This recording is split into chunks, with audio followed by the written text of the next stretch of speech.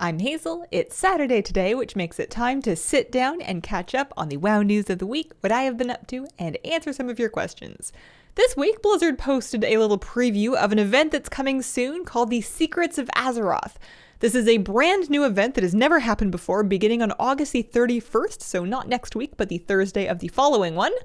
And there shall be mysteries to solve with daily clues releasing. There's not a lot of hard and fast details on exactly what that will entail because it wouldn't be much of a secret, but it sounds like the whole community can figure out steps as it unfolds, and there are cosmetics available to get that they have previewed. You will be able to earn a new coloration of the alpaca mount called Patty. There is a dog pet named Tobias. There are some hat cosmetics available, as well as a toy that gives you a thinking hat appearance while you've got the toy active. I'm looking forward to it. It sounds fun. I am not much of a puzzle solver, but I am great at reading the solved steps of puzzles on Wowhead and other fan sites and then following along for myself at home. Speaking of events and holidays, little bits and bobs have been data mined out of the upcoming patch 10.17 as we go along. One that I really liked that came up recently was this holiday rain drake, Wintervale dragonriding appearance.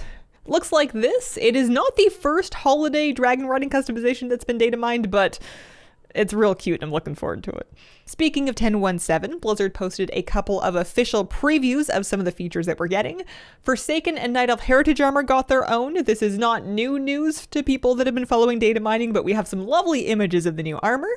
They also posted a new official preview of Dream Surges, also coming in 10.17. It's basically exactly what we talked about last week from the PTR. It's a source of catch-up gear, cosmetics, and extra leveling experience. There will be rares to kill. There will be a public group event every half hour. There will be other objectives that you can do on your own time whenever. It doesn't seem terribly important to anybody that is looking to just keep their endgame rating gear up to scratch, but more a source of like alt catch-up and cosmetics. In Live WoW this week, the Kalimdor Cup is now officially live, and I have officially learned all the details now that I've done it. For 2 weeks only, there are dragon races available to compete in across Kalimdor. I looked at the achievement for it to get hints on where they are, and if you click on the map for any of the zones, it will have a big flag at the dragon riding race location if there is one there. There's also like weak cores and add-ons and stuff that'll mark them on your maps, or you can talk to the timekeeper, little baby dragon next to any one of them to find out where the rest of them are. Before you head out and start doing them, make sure you stop by Lord Andrastraz. He is right by the Drake customization spot in Veldraken over here.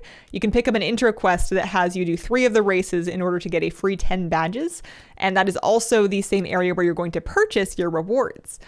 Each race is available on normal, advanced, and reverse, and you can get up to 3 badges per difficulty, so total 9 per race if you're awesome and you just gold star each one. There are 3 Drake customizations you can purchase, and then the Drake Watcher's Silk Transmog set that you can buy 1 piece at a time. There are 7 pieces of the Transmog set at 20 badges each, meaning 140 badges to get the Transmog set, and then an additional 100 badges if you would also like the Drake customizations.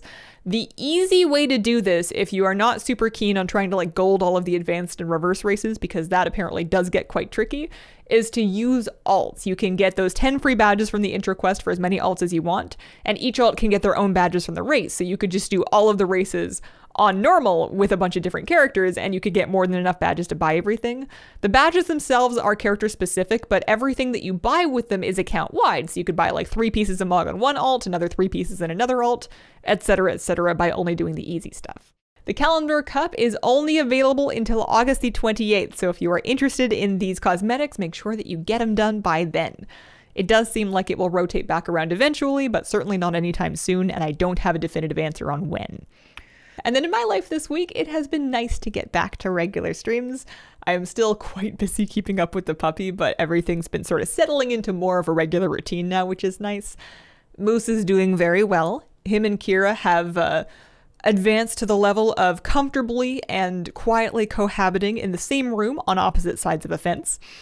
He is growing like a weed and learning things very quickly, and the longer we have him, the more his like personality seems to come out. I would say so far he seems like, on average, especially for a puppy, a pretty calm, chill dog. And occasionally, if he's frustrated, mostly because if I'm like eating something and he is not currently eating something, and he would like to be eating what I'm eating, but he cannot. He gets into his feelings a bit about that, and that's when he goes for a specific squeaky toy that I've started calling his emotional support pizza, and he'll do some of like the husky complaining that you might be familiar with if you've ever owned a husky or seen videos of them online. I'm just happy he's finding an outlet for his feelings because my buddy cannot eat everything and he does not know that yet. And then questions for this week. Feel Excited wants to know, don't you think the Loam Niffen have a Canadian accent?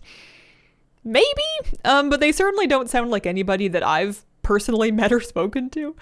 I am, however, West Coast Canada, and much like with the States, it's a very large country with a lot of like regional accents. What I've heard is that the Niffen tend to sound most similar to a stereotypical like Minnesota accent. That seems to be the most close one that's available in the real world. But I could just be in deep Canadian denial. And then Benjamin wants to know, have you noticed the new light reflection in the eyes of certain races? I find it distracting because it looks like it would cause the characters discomfort. Do you have any idea what they were after with this effect?